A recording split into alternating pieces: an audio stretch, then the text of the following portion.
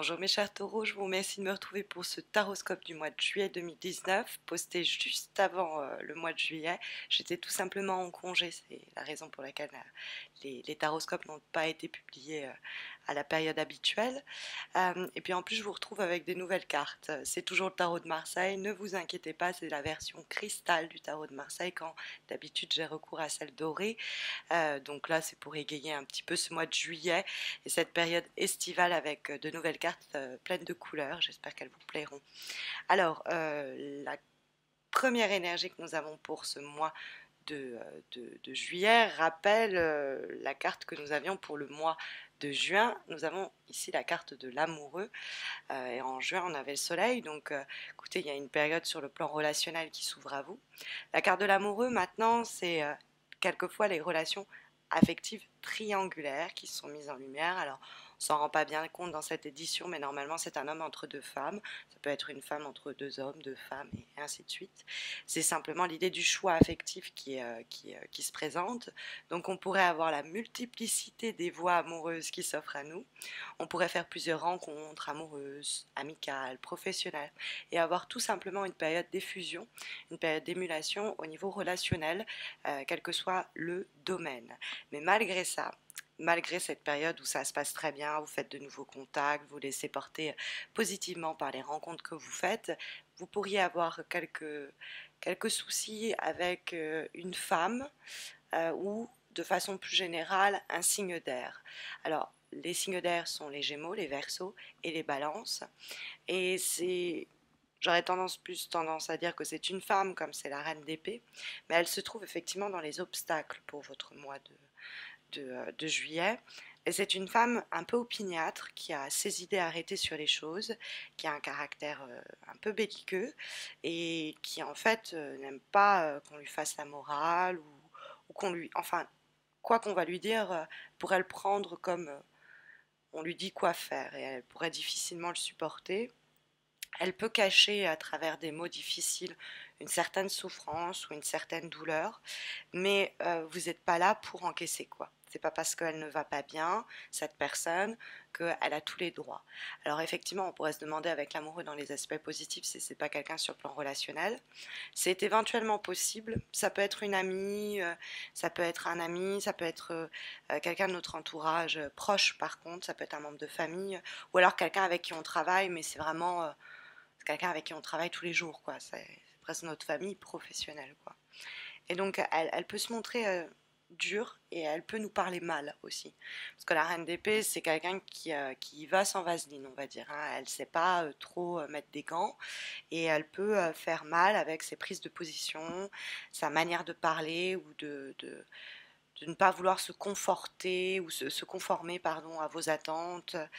Donc, quelqu'un difficile, quoi, qui est peut-être un peu amer pour d'autres raisons et qui nous fait payer ces déboires et ces détresses dont nous sommes nullement responsables et qui pourrait peut-être même pourrir nos histoires amoureuses, etc.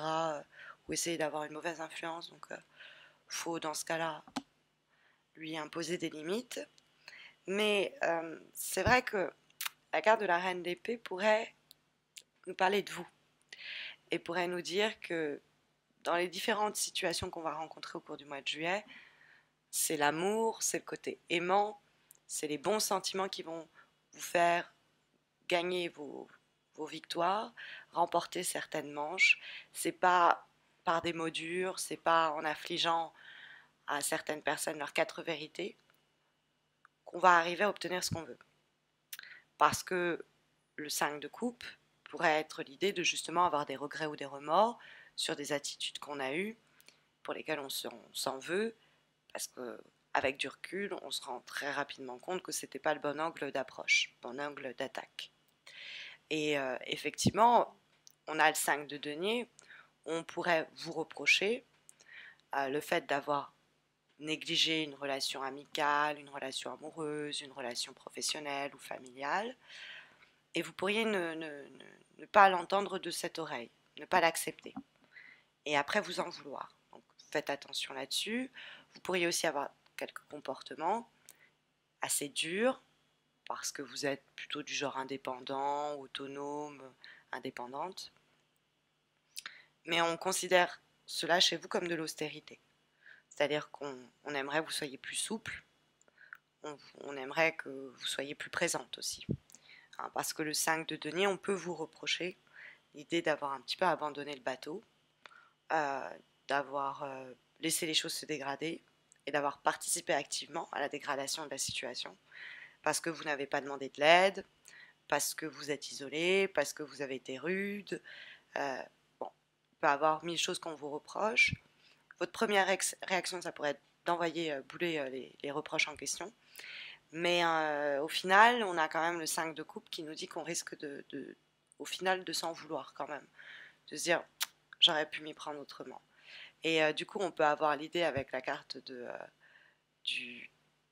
l'amoureux que si vous y allez avec les formes, si vous êtes plus du type à mettre de l'eau dans votre vin au cours du mois de juillet, vous pourriez vous pourriez faire des miracles. Après, bon, vous pouvez être victime d'un comportement tel que la reine d'épée, cette personne très rigide, très dure, et avec qui rien n'est jamais acquis. Cette personne, ça peut être un homme comme une femme. On a l'impression que elle est là pour nous quand elle en a besoin, et puis dès que on n'est plus utile, bon voilà quoi, il n'y a plus trop de nouvelles. Donc il peut avoir le sentiment d'avoir même perdu quelque chose. Comme on a le 5 de denier et le 5 de coupe qui communiquent, on peut comprendre qu'elles sont liées. Moi, c'est ce que j'appelle un palier, c'est-à-dire c'est la même situation, mais abordée de manière différente. Là, on a le sentiment de ne pas donner et recevoir de la même façon dans cette situation, et c'est sur un plan très concret. Et ça donne comme résultat sur le plan émotionnel l'idée qu'on s'en veut. Ou on en veut à l'autre parce que ça aurait pu être mieux fait, parce que ça aurait pu s'accomplir autrement. Il y a des regrets, il y a des remords, et contre lesquels le tirage pourrait essayer de nous prévenir ou nous prémunir plutôt. Dans l'idée que il y a une possibilité de, même si la personne est acariâtre, etc., d'essayer par de bons sentiments, un petit peu changer la donne. Et si on est nous-mêmes responsables de ce manque d'harmonie ou de stabilité ou de cet appauvrissement de la relation parce qu'on a été dur, qu'on a dit des choses un petit peu brutales, on a le droit d'essayer de sauver les meubles et de dire voilà, c'était une erreur de ma part, c'était une erreur de jugement, c'était pas à ce moment-là que tu étais en mesure de l'entendre, ou c'était pas le bon moment pour me comporter de cette façon-là. On évite le déni, quoi, tout simplement. Hein. On essaye de réharmoniser et pas de rester bloqué sur de vieilles rancunes, sur le fait que vous aussi, on vous a abandonné ou que la personne vous reproche cela et d'essayer d'arranger un petit peu les choses.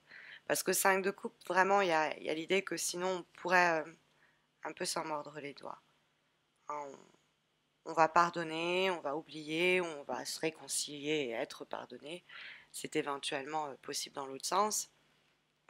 Mais si ça vient de vous, essayez de mettre un peu du miel dans vos mots pour rendre ça plus doux.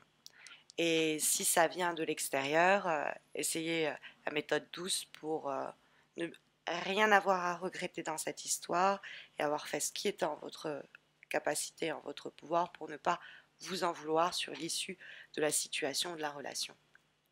On a comme avant-dernière énergie pour ce mois de juillet une lame issue des cartes divinatoires d'Algariel et nous avons la carte du clocher. Alors cette carte du clocher, c'est une lame qui nous parle d'ébranlement. Donc il peut avoir vraiment un événement comme ça qui nous sonne un peu et qui est en rapport avec peut-être vraiment le relationnel avec l'amoureux, voilà, les relations affectives, amicales.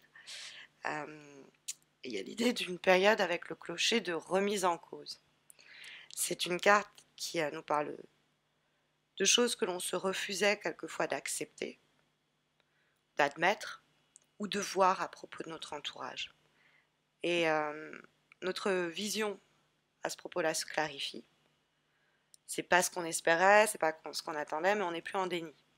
Et on visualise bien par une remise en question, les mots MAUX dont nous sommes responsables par notre conduite et nos comportements, et on discerne bien aussi les fautes commises par les autres, sans intransigeance, sans indulgence, pardon. Et comme dernière énergie pour ce mois de juillet, nous avons une carte issue de l'oracle des haïkus, et nous avons la carte de la sincérité.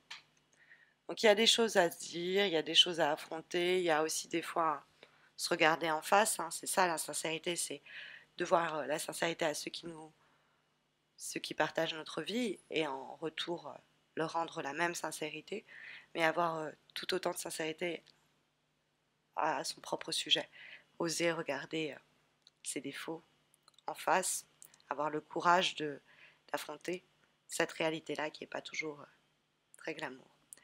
Et le haïku qui illustre cette carte de la sincérité est le suivant: soir de pleine lune, aucun amoureux ne sera trahi. On a l'amoureux, hein, alors faites attention à pas vous conduire de sorte à que les personnes qui ont de l'affection, de l'amour, de l'attention pour vous se sentent trahies. Regardez comment vos réactions, actions peuvent avoir des conséquences sur les autres, comment ça peut décevoir, l'accepter.